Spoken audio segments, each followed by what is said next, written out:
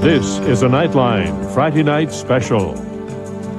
She lost her husband. For the first few months, I was devastated. I was like a zombie. He lost his daughter. There's very few things that are as painful as watching your child leave you before their time. It's an unnatural order of things. And she lost a husband, but now they're all coping. I know this is the most wonderful tribute that I could be giving to Walter because it's good in and of itself. I am going to try to do something good out of what has happened and then move forward using that kind of an attitude. There were many things that he left unfinished. So I said, I will finish it for him. Tonight, as the nation says goodbye to John F. Kennedy Jr., the survivors and the struggle to continue.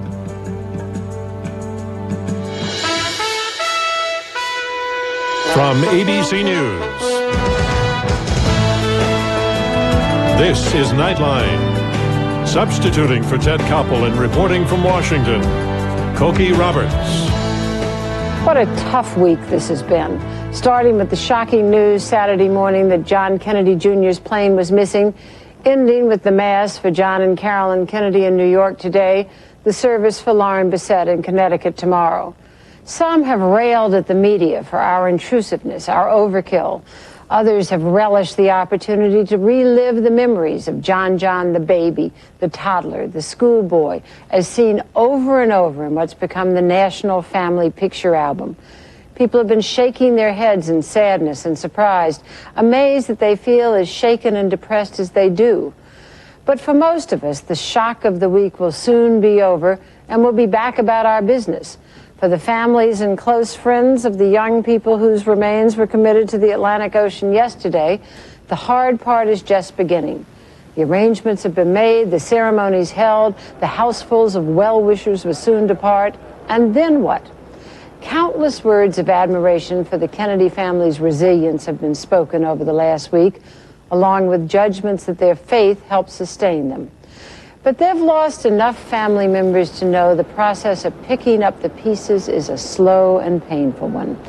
Ted Kennedy has had to say the words of farewell to too many family members, and as he ended his eulogy today, it was with the clear understanding that this nephew would always be missed, that the family's life would from now on be led with a gaping hole in it. After quoting from an Irish poem given to John Kennedy at his birth, which included the wish that, in the night that he is troubled, may a friend wake for him, so that his time be doubled, Senator Kennedy closed with these words: "He was lost on that troubled night, but we will always wake for him, so that his time, which was not doubled but cut in half, will live forever in our memory and in our beguiled and broken hearts." We dared to think that this John Kennedy would live to comb gray hair with his beloved Carolyn by his side. But like his father, he had every gift but length of years. We who have loved him from the day he was born and watched the remarkable man he became now bid him farewell. God bless you, John and Carolyn. We love you, and we always will. And they always will, as thousands of us every day go on loving those who are no longer with us, who have left behind a family to somehow cope without them. Tonight, we'll talk with three people who faced that challenge and are willing to share their stories with us. Lois Capps' husband, Walter, dropped dead of a heart attack in 1996. He was 63 years old and 10 months into a new career as a member of Congress. 2 weeks later, Lois Capps decided to run for his seat. Congresswoman Capps joins us now from Santa Barbara. Mark Klass's 12-year-old daughter, Polly, was abducted from the family home and brutally murdered in 1993. In the wake of that tragedy, Mark Klass, who joins us from San Francisco, created the Klass Kids Foundation, an organization which fights for the rights of children through education and legislative reform. Lloyda Lewis's husband, Reginald, learned in 1993 that he had a brain tumor and he died 6 weeks later. As the head of Beatrice Foods, he was one of the nation's wealthiest and most influential African Americans. Today, Lloyda Lewis, who joins us from New York, is chairman and CEO of Beatrice Foods. Thank you all very much for being with us tonight. I know that this is a tough subject to discuss, and appreciate you being willing to do it with us. I think that for all Americans, but particularly for Americans who have suffered tragic and sudden losses, as each of you have, that this week was very, very difficult indeed. Could you tell me, Congresswoman Capps, what your reaction was when you heard the news? Oh, Koki, I clutched my heart. I clutched my heart at the awful terror and loneliness and pain that these families, the Kennedy family, the Bassett family, were now experiencing, and as you said, will go on experiencing for a long time in the private parts of our soul, in a place that's difficult to talk about, the grieving and the loss. And to some extent, I even felt that when I was asked to be here with you this evening, because there's something about this experience that is so uniquely private, and yet the Kennedys and the Bassetts and each of us are public in our lives as well. So we do have something to say about this with each other. And Ms. Lewis? Oh, I cried, Koki. You know, that family, I love them. Jack and Jackie were the heroes of my youth. And, you know, as with everyone in the world, I watched John grow up, John Jr. And when I heard the news that he was missing, my first instinct was, oh Lord, please, a miracle, let them find them. And as we learned later on that, you know, they were gone. Mr. Klass, it would seem to me that you might think, well, at least his parents weren't alive to see this. That's absolutely correct, Koki. There's very few things that are as painful as watching your child leave you before their time. It's an unnatural order of things. But I think, like the rest of America, I was bewildered and saddened by what happened to this wonderful family. We've taken great pride in Mr. Kennedy and what he is becoming, what he had become as a person, and the promise that he held. Well, I want to come back and talk to each of you about your own personal stories in just a moment, but we need to take a little break and then we'll be back. This is ABC News Nightline, brought to you by First Union.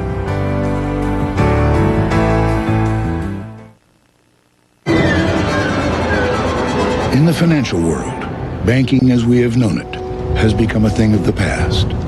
Brokerages, insurance companies, all of our financial institutions are in transition.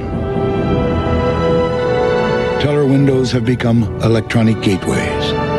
The savings book is now the investment portfolio, and financial products which once could only be obtained from a vast number of different sources can now be obtained from one. Stocks, bonds, mutual funds, planning, insurance, all have moved to a single place, to the financial mountain called First Union, who for half a century has helped investors seeking diversity, growth, and security. Come to the mountain called First Union, or if you prefer, the mountain will come to you. Sunday on This Week with Sam Donaldson and Koki Roberts. Coping in the aftermath. Cardinal Law and the Reverend Jesse Jackson at a special time, ABC Sunday.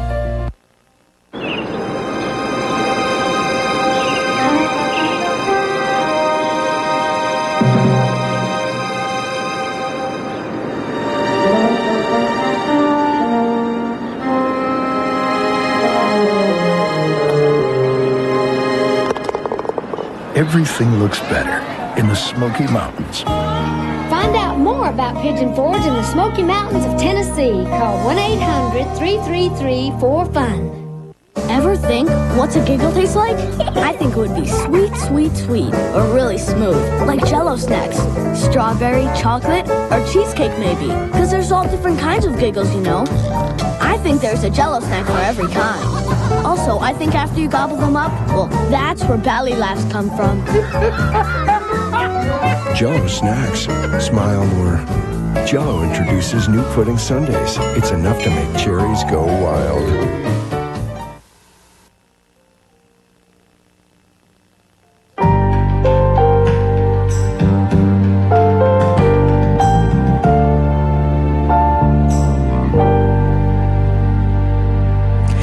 we're back with Mark Klass, Lloyda Lewis, and Lois Capps. Mr. Klass, a lot of Americans know your story, the horrible thing that happened to your daughter, Polly.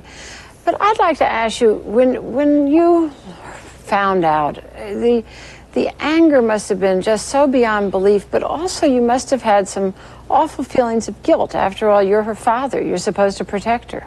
Well, you know, Cokie, like every other father in America, I told my daughter that I would be there to protect her regardless of what might happen, and obviously I was not able to keep that promise. I think that the overwhelming feelings that I had in the immediate aftermath of finding out what happened to Polly, however, were betrayal and anger, and it's then a matter of taking those emotions, particularly the anger, and finding something productive to do with it so that I could create a legacy in her name and give meaning to her death. Well, you said the word legacy, and yes. It's interesting to think about a legacy of a child who had not had the opportunity to really create a life of her own, where there was something that she was able to leave behind as a monument of some kind. That was not the case with our two widows here. Congresswoman Capps, I think you were very much looking at a legacy, weren't you? Very much. And I needed to make a decision, I guess, just as in the way that your mother did. And I think of her often, Cokie, when I go into the Lindy Boggs room in our nation's capital. But we should just quickly say my mother ran for Congress and was elected after my father was lost in a plane crash. And that has been a traditional way for women to be in Congress.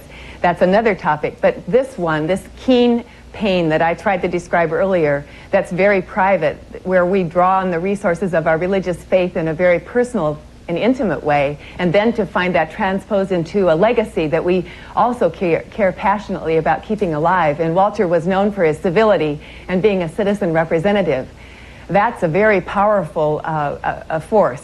And then I discover also my own experience has come to the fore as a nurse, and my own healthcare issues. I want to come back to that, but I want to, as I said earlier, it was only 2 weeks. Now, first of all, you've had the incredible shock. You're standing there, curbside at Dulles Airport? Is that what happened? What, waiting for a cab or something? Yes, to go to the Capitol for him to vote. And he just collapsed. Yes, he did. And you're a nurse, and you... I gave CPR like I was trained to do. And you realized that he was gone.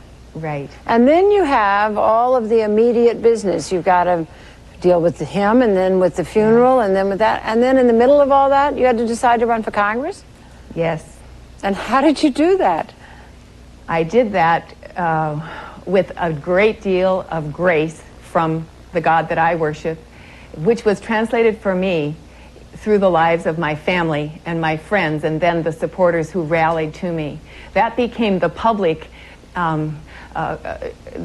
showing of my own personal experience that was shared by many people in the Central Coast of California.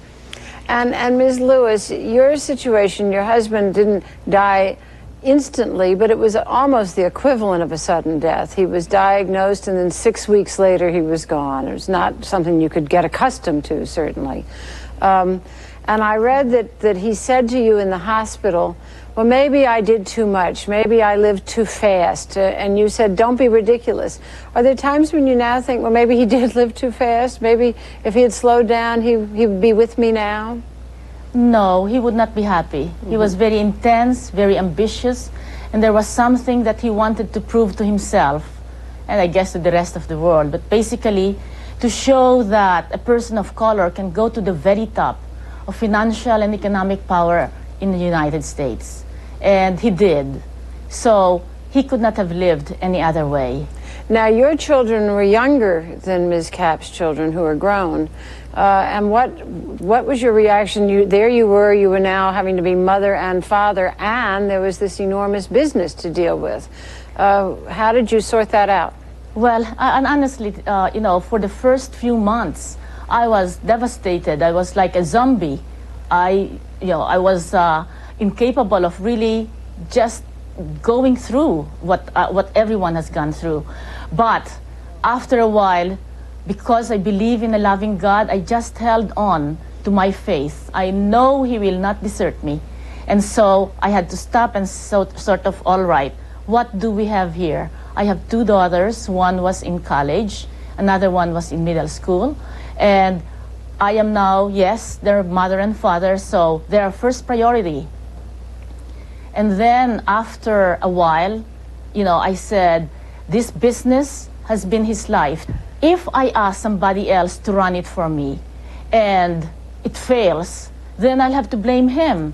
So I might as well take responsibility for ourselves, my family, and run it myself so that if it fails, then it's my own fault. Well, if it succeeds, then it's because I have lots of good people around me. Mark Klass, you talked earlier about turning the anger into something, and I want to come back in the next segment and talk about what each of you has done to deal with that. But did you find, in the few seconds we have left in this segment, that that question of faith did work for you, or was that not there for you? Well, my faith was shattered, quite frankly, Koki. I had always believed in a good and just God would lead to a good and just existence, and that certainly was betrayed, I think, in all of our situations. And it's taken me a long time to get back to that. But I think what you have to do is you have to recover yourself so that the negative forces don't win. You have to be able to pick yourself up and move forward in your life and regain some kind of positive attitude towards life so that either the bad guy or the bad disease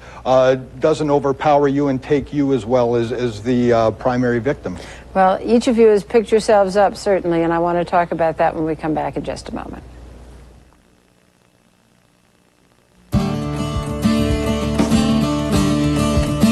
Need brakes?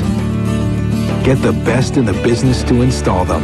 And a lifetime guarantee honored at every Midas nationwide. Go safely, go Midas. When dentures dream, they see the perfect denture cleanser. One with the stain-fighting power of Efferdent and the freshening power of Listerine. Well, little friend, dream no more. It's really here. It's called Efferdent Plus. And it's the only denture cleanser that could make your dream come true. Efferdent Clean and Listerine Fresh. That's Efferdent Plus. We're picking up our CEO. We swerved off the road and boom, the airbags go off. There was a deer. I never saw it. Seconds later, an OnStar advisor calls and says, I just got a signal, your airbags went off, should I send an ambulance? We were fine, but she called for a tow truck and a limo. Good thing I called OnStar. OnStar called us. Oh, right. OnStar. During the OnStar Summer of Savings, get the OnStar phone-based system and installation at no extra charge when you prepay for a year of service. Call 1-800-OnStar-7. Need brakes? Get the best in the business to install them. And a lifetime guarantee honored at every Midas nationwide. Go safely, go Midas. Coming up, Monica and the PI Youth Show. This is politically incorrect. It's not a platform for macking on Monica. Politically Incorrect with Bill Maher coming up.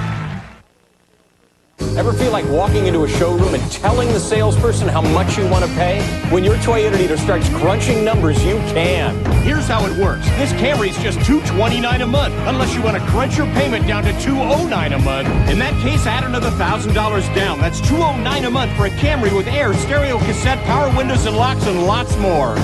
When your Toyota dealer crunches the numbers, I decide how much to pay. Don't miss the Summer Crunch going on now at your Toyota dealer. Is there anything better on a hot summer day than some homemade ice cream? What's your favorite kind? Cookies and cream. Chocolate.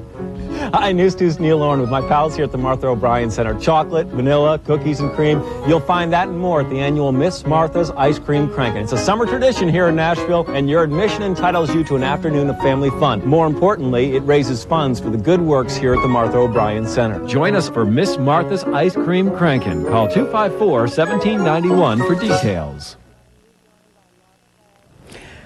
We're rejoined by Mark Klass, Lloyda Lewis, and Lois Capps. Mr. Klass, you were ending the last segment talking about picking up and going on, but you've been quoted as saying, I couldn't, after what happened to Polly, go back to a 9-to-5 job and just pretend like none of this had ever happened.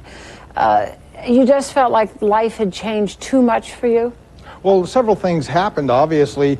First of all, just like in all of these cases, from Mr. Kennedy, certainly to my daughter and the two other gentlemen, the the inherent promise that existed in all these people was cut short just like that, and it gives us a sense of the fragility of life and our own, not our own destiny, but certainly our own mortality, and what are we going to do with our lives? And I couldn't go back to doing something like I was doing before. I was too filled with anger, and my choice then, Koki, was taking that anger and developing something positive out of it and trying to somehow serve humanity in some way so that what had happened to my child wouldn't happen to another child in the future. And I've been able to find great solace and great comfort in doing that. And again, it's about creating that legacy that unfortunately she was never able to create for herself. And as a result of your efforts, things like 3 strikes and you're out laws have been passed in various places. And I read recently that a child was found and returned to her mother because of your website.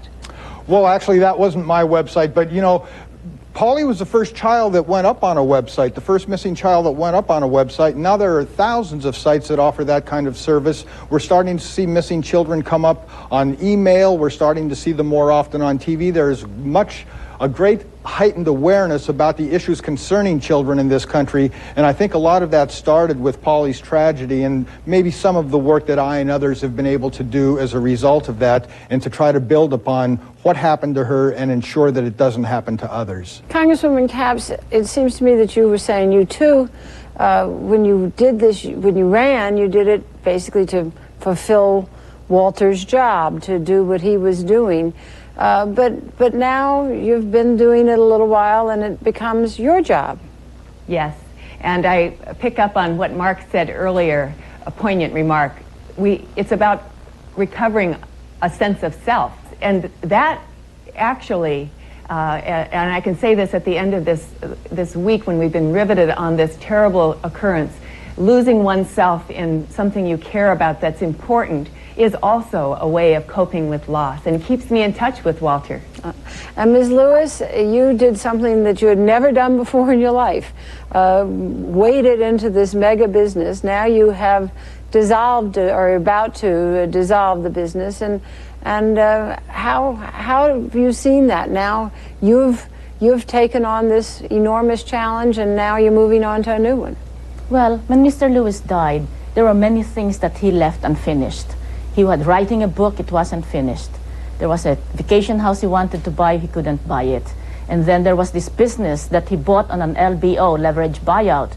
And so I'm just closing the chapter on his company. But you're not closing the chapter on him. You have the National Federation of Teaching Entrepreneurship, trying to have other minorities come into big business. Is that correct? Yes, yes. The NAACP had agreed to name the Entrepreneurial Institute after Reginald F. Lewis, in which we will use the curriculum developed by the National Foundation for Teaching Entrepreneurship in introducing to inner city boys and girls, high school primarily, how to run their own business, and how to create wealth. Each of you in your own way has found a very explicit way of keeping your lost one alive, but each of us does it in some way, and I will admit to a personal prejudice here, which is that I despise the word closure.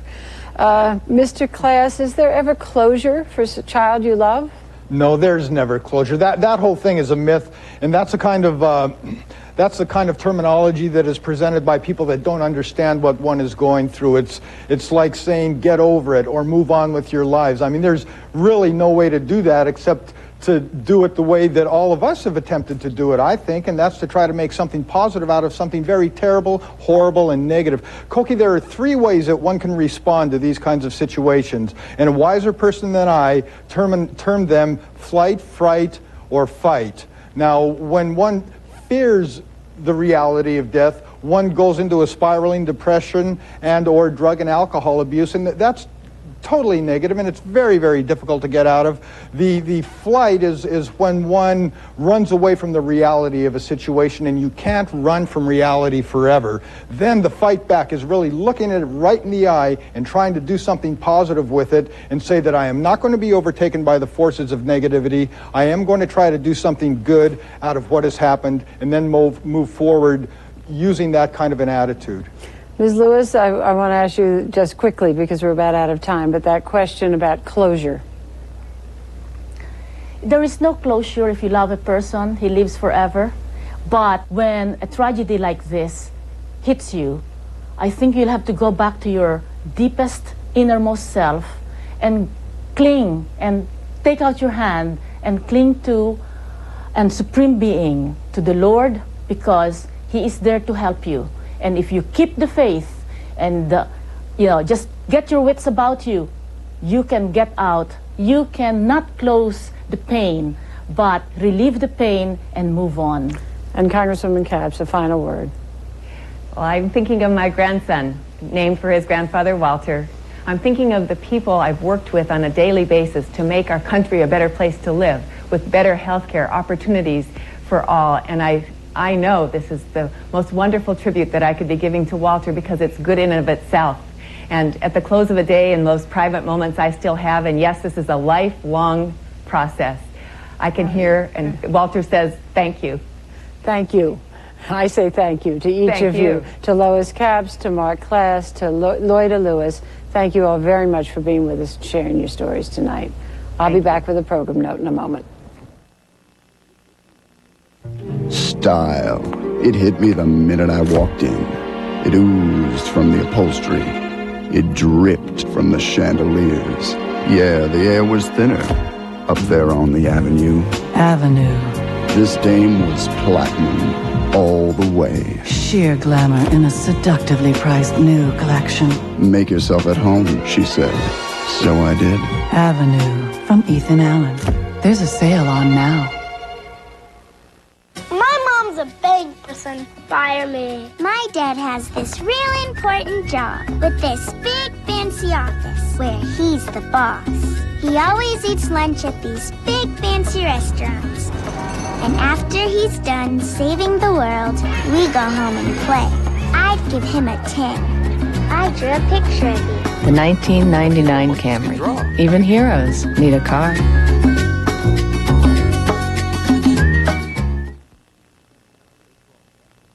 ABC is America's broadcasting company. And ABC Sports is where more Americans come together for events that turn heroes into legends. Super Bowl 34. The Bowl Championship Series. Touchdown for the Yankees. U.S. and World Figure Skating Championships. The British Open. ABC Sports, part of America's broadcasting company. Just for Feet has the shoes you love most in the newest styles and colors. Like the Nike Air XL 90 Cross Trainer. Wow. And the Nike Pippin 3 basketball shoe. Cool. And the Nike International Triax running shoe. This is great. In fact, Just for Feet has shoes for all sports. Baseball, basketball, hiking, walking, soccer, wrestling, running, golf, tennis, football.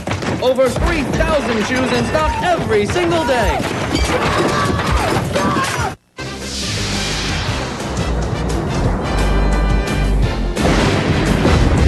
Team Chevrolet's summer sales event. For 4 days only, every Cavalier, Malibu, and Monte Carlo are on sale. Camaros, Corvettes, Impalas on sale. Thinking trucks, S10s to Silverados on sale. Blazers, Tahoes, and Suburbans on sale for 4 days only. The right car, the right price, the right time to buy is now at Team Chevrolet in Smyrna. Just 9 money-saving minutes from Hickory Hollow, where your total satisfaction is how we win. Sunday on This Week, I'll look back at a difficult week and talk with Cardinal Law of Boston and Jesse Jackson. We'll be back on at a special time. Check your local listings. That's our report for tonight. I'm Cokie Roberts in Washington. For all of us at ABC News, good night.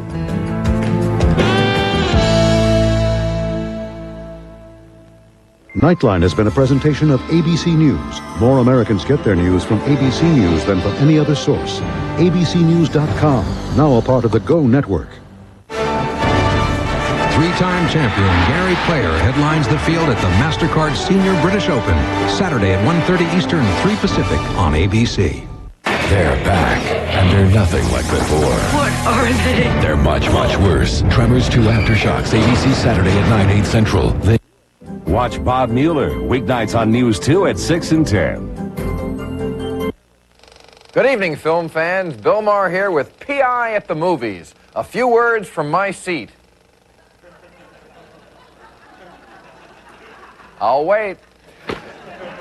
If you've been to the movies lately, you've probably noticed a disturbing new trend, and I don't just mean Robin Williams' body hair. I'm talking about the dumb, dumber, and dumbest school of filmmaking that uses vomit, spit, gas, diarrhea, premature ejaculation, and